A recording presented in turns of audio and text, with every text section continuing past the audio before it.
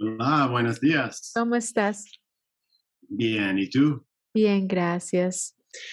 Ok, en español, we could have, for example, Mario, which is the name of a guy. Mario Mora. Mira, Mario Pérez. Okay. So you have two Marios in the same sentence.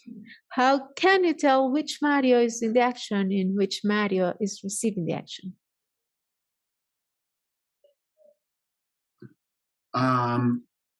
Mario Mora is doing the action. Mario Perez is receiving the action.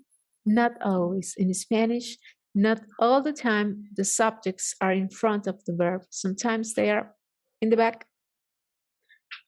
So there's something that is going to help us to understand who is the object here, and that's called a personal.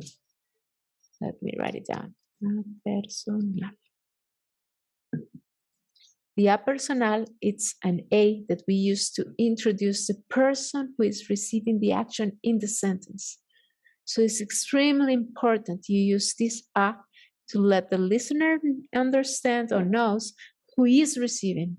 If you don't have this a, the other person is going to be confused about who is doing the action and who is receiving the action. ¿Comprendes?